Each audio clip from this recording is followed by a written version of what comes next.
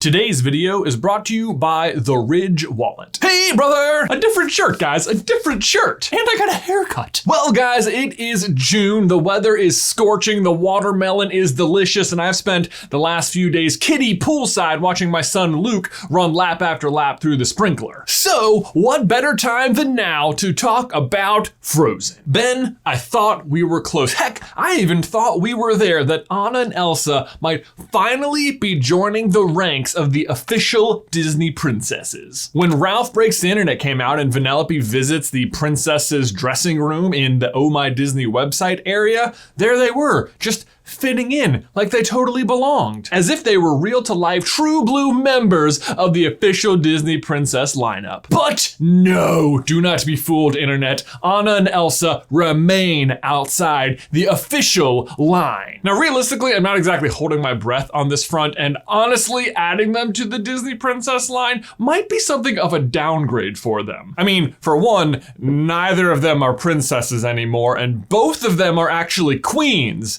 or I guess Anna's a queen and Elsa is the human embodiment of the fifth elemental spirit. I don't know. Is she like a straight up goddess at this point?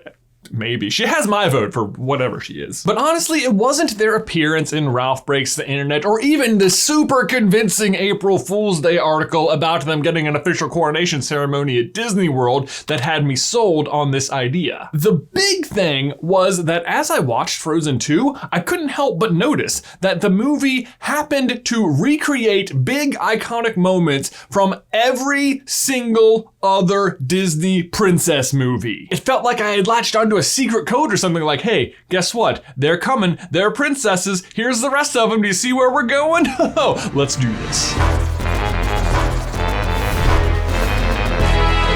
Hey, brother!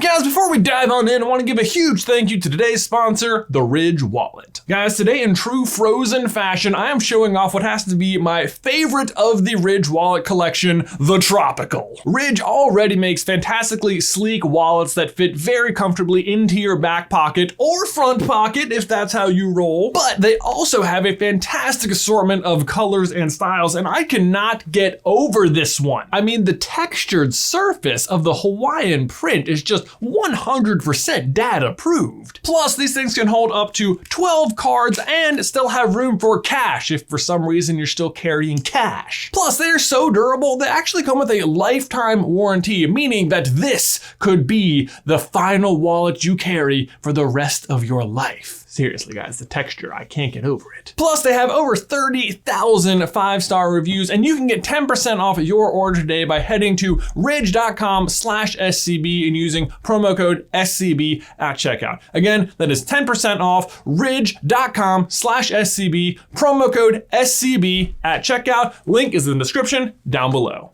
Okay, so if you're feeling confused or unsure about what I mean when I say that Anna and Elsa are not official Disney princesses, let me bring you up to speed on their roller coaster of a ride. Despite what you may think, becoming an official Disney princess takes more than being a princess in a Disney movie. And while there are no official rules, there are some pretty heavily, strongly suggested guidelines that do apply to all of the other actual Disney princesses. First, you must meet all three of the following criteria: that 1, you must be human, 2, you must be the lead female role in an animated movie, and 3, your first appearance can't be in a sequel. Then, once you meet all three of those criteria, you must meet at least one of the following: that you are either born royal, marry royal, or perform a true act of heroism. That last one exists solely so that Mulan can join the circle, although other princesses also have performed significant acts of heroism. And then, on top of all of that, there is another somewhat unwritten rule that your movie must perform well at the box office, and this has been the bane of many a character's application into this most elite of clubs. Looking at you, Atlantis, although actually we have an entire video about our top 5 snub Disney princesses if you want to check that out. To that end though, how is Atlantis not more successful? I mean, it has some of the most quotable lines in all of Disney. What else have you got in there?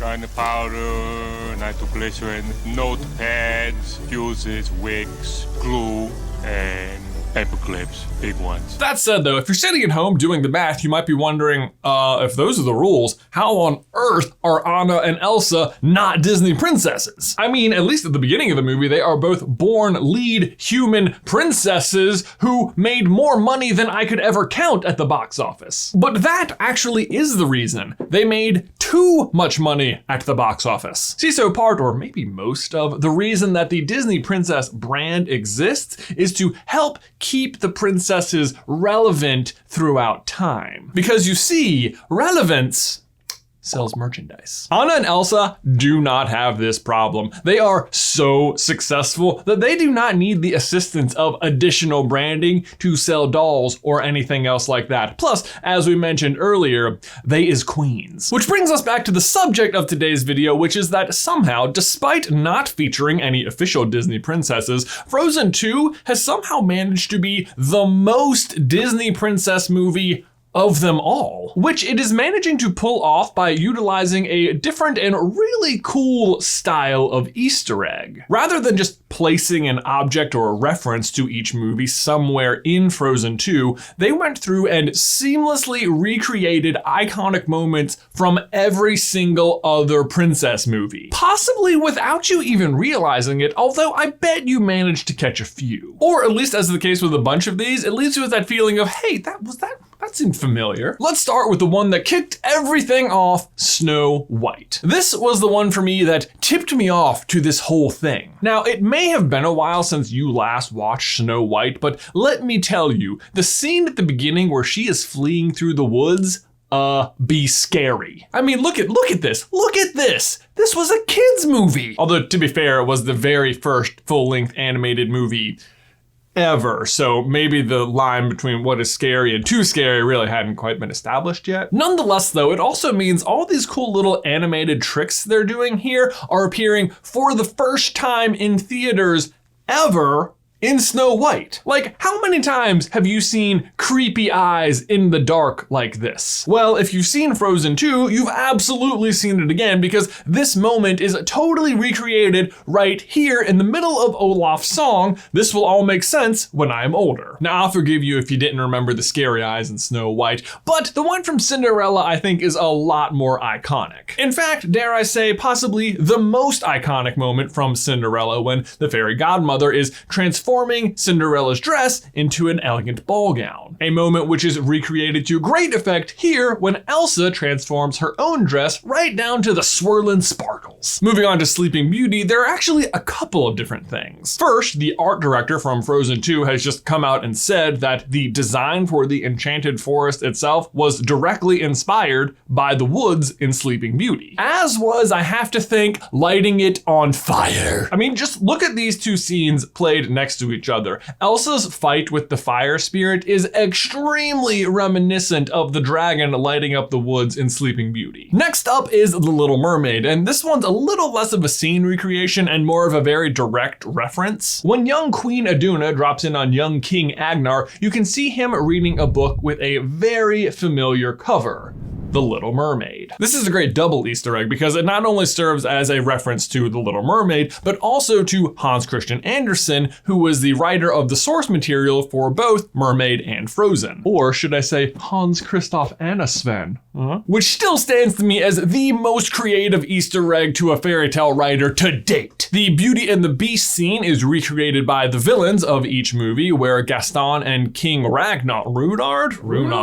Gaston and King Runar are attacking an unarmed foe who is not fighting back. Aladdin was a pretty tricky one to find, but I think the scene is right here when Elsa is skating through the ice cave, which is a scene recreated from Aladdin's escape from the Cave of Wonders. And while Aladdin's escape might not seem quite as iconic as some of these other scenes, it actually does stand out for a few reasons in Disney's history. But mostly that this scene represents Disney's willingness to try and experiment with emerging technology of the day, specifically CGI, which is notable because the use of CGI was a hallmark of Disney's willingness to try try new innovative animation techniques, something that they had been refusing to do prior to that point. Pocahontas is another one you might have noticed right away, possibly even from the trailers, but it happens right here when Anna and Olaf are going down a waterfall in a canoe. Look familiar? I know, some of these are like so spot on, it's kind of amazing. Next up is Mulan, which again was pretty easy to spot just by asking yourself, what was the most iconic moment in this movie? And it's right here when the Huns are descending on Mulan's whittled down forces in the snow. This scene wasn't just epic to watch, but also required a lot of innovation on the part of the animators. In order to pull this scene off and have 200 individual Huns moving independently, the animators actually had to develop new software, which they fittingly titled